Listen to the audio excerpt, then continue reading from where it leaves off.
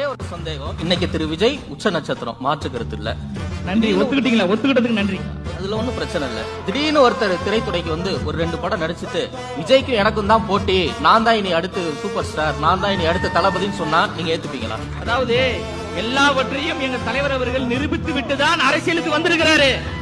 அவர் சும்மா வரல, தன் பின்னாடி திரண்ட ரசிகர்களை திரட்டி ரசிகர் மன்றத்தை உருவாக்கினாரு. அந்த ரசிகர் மன்றம் நற்பணி மன்றமாக மாறியது. அந்த நற்பணி மன்றம் மக்கள் இயக்கமாக உருவாகியது. அந்த மக்கள் இயக்கம் தமிழக வெற்றி கழகமாக பரிணாமம் அடைந்தது. ரசிகர்களை வைத்து எங்க தலைவர் ஏமாற்றல. கட்சி ஆரம்பிப்பாரு, கட்சி ஆரம்பித்தாரு, மாநாடு நடத்துவாரு, மாநாடு நடத்தினாரு, கொடியை அறிவு பண்ணாரு, கொடியை அறிவிச்சாரு. 234 தொகுதிகளிலும் போட்டிட்டு திமுகவை வீழ்த்துவேன் என்று சொல்லி இருக்கிறாரு. அதை செய்யத்தான் அவர் போகிறாரு.